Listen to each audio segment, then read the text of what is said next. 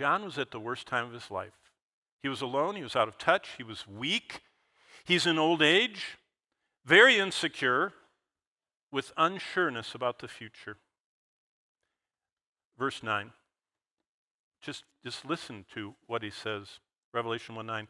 I, John, both your brother and companion in the tribulation. Now that's an interesting word. Do they still give you guys logos? Okay, so if you right-click or however they do it nowadays, you'll find the interesting etymology of the word tribulation. The main Greek word for this is thlipsis. How do you like that? That is a diphthong pronunciation that's difficult in English. T-H-L, thlipsis. It sounds like, something's wrong there. Thlipsis means, look, it's a very vivid word.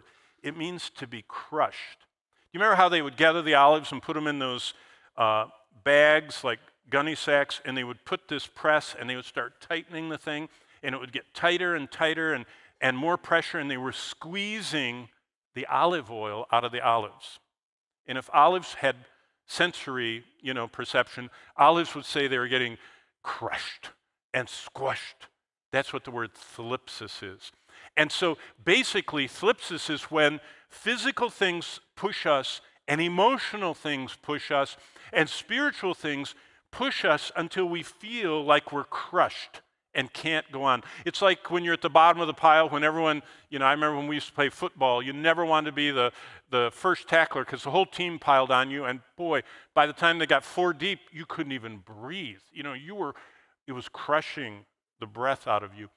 That's how John, he said, verse 9, a fellow companion in the thlipsis, the tribulation, and the kingdom, and the patience of Jesus. So what an introduction. Was on the island called Patmos for the word of God and for the testimony. So what he says is, look at this. I'm a prisoner on Patmos because I had been hunted and captured and exiled and trapped because I was serving Jesus. It was because my testimony for Jesus. John was the last living apostle, and instead of going into retirement, up in some nice, calm, safe place, he pastored in the most visible church of the ancient world. Ephesus was huge. The early church historians, from Caesarea that recorded the early history of the church, said that there were thousands of people attending the church in Ephesus. It was the mega church. I don't know who you think has a big church, Let's see, who is the biggest nowadays? I don't even know. Rick Warren used to be the biggest, and before him, Bill Hybels was the biggest. And we're talking about a uber mega church. John was a prisoner because he refused to hide, and he was out there, and they were seeing him. Now, where was he? Oh, he was right there. Look, see, right there. Right off the coast of modern Turkey, Roman province of Asia, Greece and Italy and Spain and Gaul or France. And of course, the brown, see, this is Hadrian's Wall. This is the widest extent of the Roman Empire, all the brown. And John was right there on Patmos as a prisoner. And what was interesting was, he's right there on Patmos as a prisoner in verse 9. And right across the water was Ephesus, and the next city basically when a boat landed in Ephesus, which was the 3rd city of the empire, or 2nd, depending on the time period, it was kind of like vying for being the largest city of the Roman Empire. Rome was the biggest, but Ephesus was right up there with it, and grand and wealthy. And so Ephesus, when the boat landed and the mail went out, the mail followed this route, the exact route of the 7 letters. And so you went from Ephesus to Smyrna to Pergamos, Thyatira, Sardis, Philadelphia, Laodicea, and back to Ephesus. So there was John in the epicenter. Now, you say, what is epicenter? Well, the very heart of the Roman Empire. Today, archaeologists have found there are more Roman ruins here than there are in Italy. There are more Greek, here's Greece. There are more Greek temples here than there are in Greece. By the way, there are more Holy Land sites here than there are in Israel. This was the epicenter of the ancient Roman world.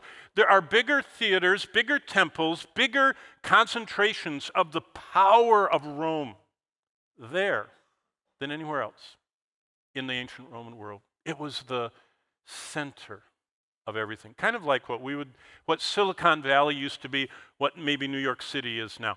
That was what this area was. So Jesus knew where John was serving. By the way, when Jesus sent Revelation, he knew that there were going to be centuries. Look how many of them. Just the first 2 centuries of godless, immoral emperors with absolute power. Centuries of these guys. And they were going to punish. I mean, Caligula was terrible. Claudius was distracted, but Nero is the first one that started really hitting on the church in an adversarial way. Galba, Otho, and Vitellius kind of were nothings. They were just Phil. They all served in the same year. But when Vespasian came, he said, enough is enough. He took everybody that his sons had enslaved from the fall of Jerusalem in AD 70, and Vespasian took them and made them slaves. And 100,000 Jews built the Colosseum in Rome.